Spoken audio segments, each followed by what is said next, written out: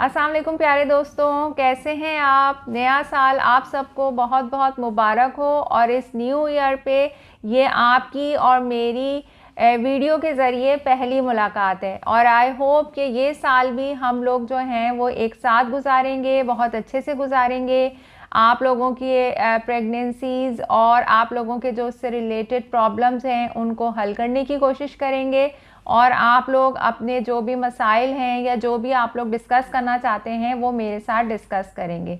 मुझे पता है कि आप लोग बहुत ज़्यादा मोहब्बत से, चाहत से मुझे मैसेजेस करते हैं इंस्टा पे, फेसबुक पे, व्हाट्सएप पे, लेकिन वक्त की कमी होने की वजह से मैं उन सबको एड्रेस नहीं कर पा रही होती।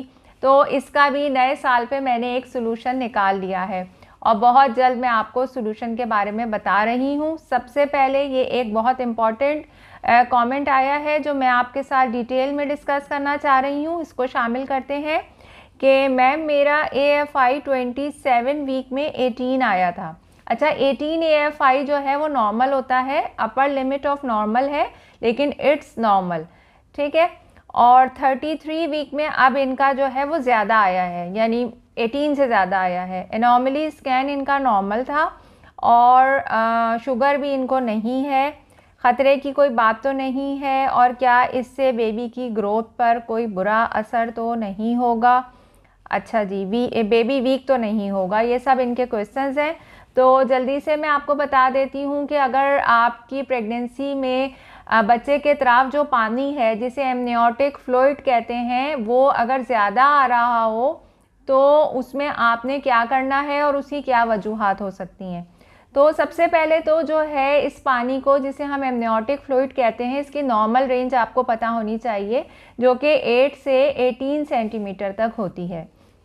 अच्छा, प्रेगनेंसी के 16 वीक्स के बाद से जो है वो ये देखा जाता है कि कुछ ख़वातीन में जो है ये पानी की मिकदार ज़्यादा हो जाती है, यानी 18 सेंटीमीटर से ज़्यादा आने लगती है।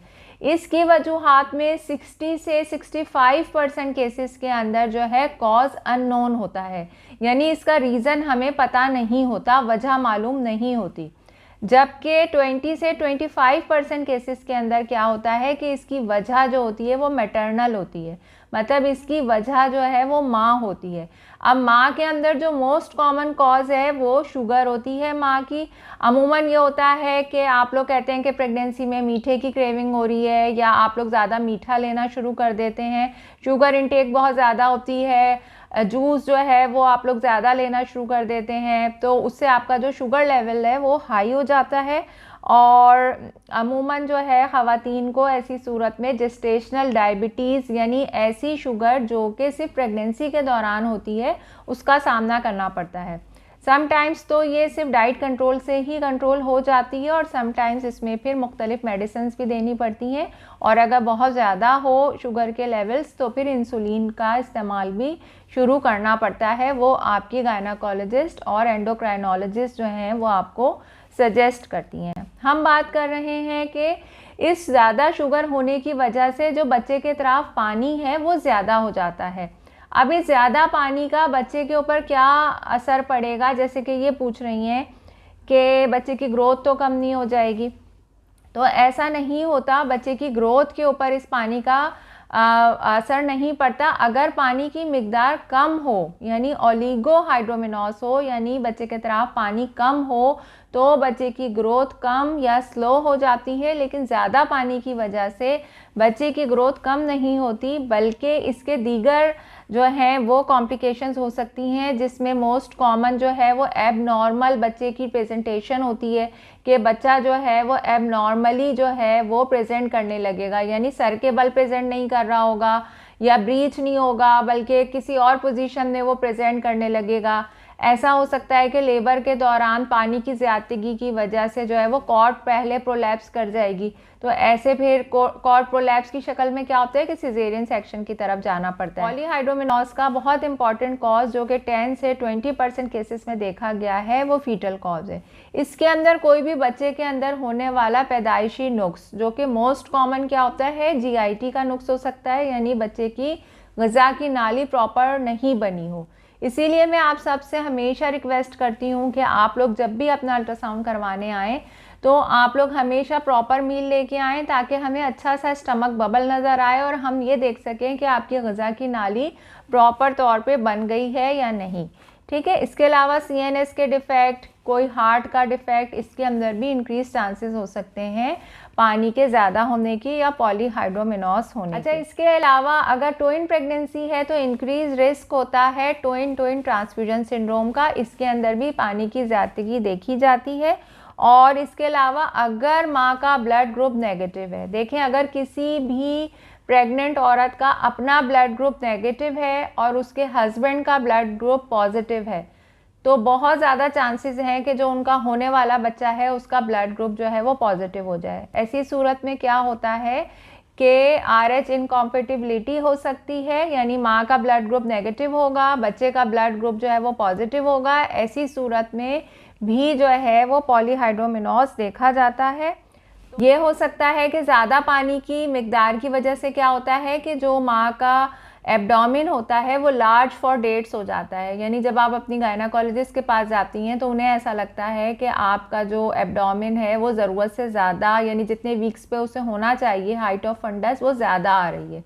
तो फिर हम अल्ट्रासाउंड पे आपको बताते हैं कि इसकी वजह जो है वो ज़्यादा पानी की मिकदार है। तो जो है प्री टर्म लेबर का इसमें जो है वो ख़तरा बढ़ सकता है, यानी वक्त से पहले दर्द स्टार्ट हो सकते हैं क्योंकि ओवर स्ट्रेचिंग यूट्रस की और एब्डोमेन की हो रही होती है। इसके अलावा जो है इसकी एक कॉम्प्लिकेशन वो ये है कि डिलीवरी के बाद जो है इंक्रीज चांसेस होते हैं पोस्टपार्टम हैमरेज के, यानी कि ज़्यादा ब्लीडिंग होने का ख़तरा होता है। अच्छा, नेक्स्ट कमेंट अब हम शामिल करते हैं कि क्या ये फीटल वेलबींग का अल्ट्रासाउंड करवाने के बाद भी एनॉमली स्कैन करवाने की ज़रूरत होती है? जी हाँ, बिल्कुल। देखें, एनॉमली स्कैन की अपनी सिग्निफिकेंस है, अपनी इम्पॉर्टेंस है और फीटल वेलबींग के स्कैन की जो है वो अपनी सिग्निफिकेंस है।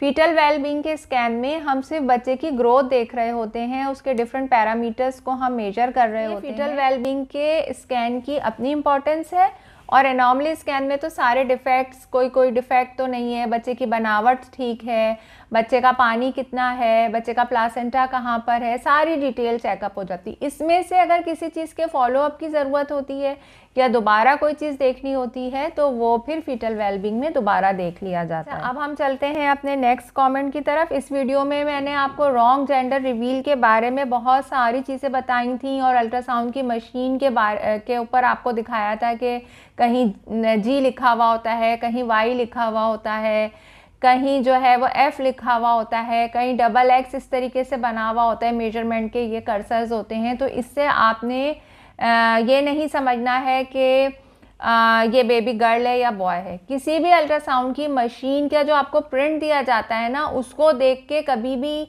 उसको ये रीड ना करें ये समझ के कि इसके अंदर कहीं बॉय या गर्ल लिखा हुआ होगा। उसके ऊपर कोई भी रेडियोलॉजिस्ट, मेरा नहीं ख्याल कि कोई भी रेडियोलॉजिस्ट या सोनोलॉजिस्ट उसके ऊपर आपको मतलब प्रिंट करके देगा कि ये बॉय है या गर्ल है। अगर किसी को लिखना भी होगा तो वो पेन से साइड में लिख देगा, लेकिन प्रिंट करके इस तरह अल्ट्रासाउंड की इमेज पे कोई लिख के नहीं देता। इसी से रिलेटेड इनका कमेंट है कि ये जो नीचे येलो कलर में XX लिखा हुआ है, इसका मतलब बेबी गर्ल है। इस वीडियो को आप जाके दोबारा वॉच कर लीजिएगा। इसमें मैंने आपको बताया है कि इस तरीके से XX जो लिखा हुआ होता है ये मशीन की जो है या तो गेन होती है या मशीन के जो मेजरमेंट कर्सर्स होते हैं उनके ये सिंबल होते हैं या उनको जाहिर कर रहे होते हैं। अच्छा, नेक्स्ट कमेंट की तरफ अब चलते हैं कि क्या प्रेगनेंसी में बेबी के हार्ट में होने वाले होल को देखा जा सकता है और क्या वो अल्ट्रासाउंड पे नज़र आ जाते हैं? जी हाँ, बिल्कुल। बच्चे के हार्ट को हम देखते हैं, नॉर्मली स्कैन में यही चीज़ें तो देख रहे होते हैं।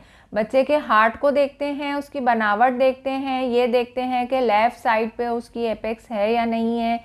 ठीक है, समटाइम्स ऐसा भी होता है ना, रेयर है कि जो है डेक्स्ट्रोकार्डिया होता है, यानी हार्ट का जो एपेक्स होता है वो राइट साइड पे होता है। अच्छा, तो ये सब देखते हैं। इसके अलावा हार्ट के 4 चेम्बर्स को देखते हैं, उनके जो पर्दे हैं चारों उनको देखते हैं, उन पर्दों के अंदर कोई डिफेक्ट, कोई सुराख तो नहीं है, ये देखते हैं। अभी कल या परसों ही मेरे पास एक पेशेंट आई थी कि जो है वो पिछले बच्चे में कार्डियक डिफेक्ट्स थे और उन्होंने कहीं से नॉर्मली स्कैन भी करवाया था, मतलब अपनी प्रीवियस प्रेगनेंसी में, और वो कह रही थी मल्टीपल डिफेक्ट थे उनके सेप्टम में। अगर वो अब देखें उनकी वो डिलीवरी हो गई, उनकी बच्ची हो गई, और फिर उसके बाद जो है वो उसकी ओपन हार्ट सर्जरी हुई आफ्टर डिलीवरी, और बच्ची जो है वो कुछ दिन के बाद जो है वो कुछ ही दिन सरवाइव कर सकी।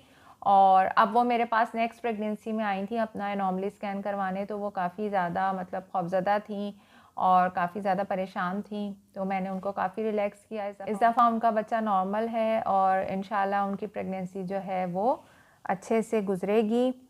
अच्छा, अब ये नेक्स्ट है कि क्या आप मेरी हेल्प कर सकती हैं। ये वो कमेंट है कि जो कि मुझे जो है ना वो बहुत ज़्यादा परेशान कर देता है कि आप मतलब मैं क्यों आपकी हेल्प नहीं करूँगी। मैंने ये चैनल बनाया ही आप लोगों की हेल्प के लिए है, आप लोगों की अवेयरनेस के लिए है।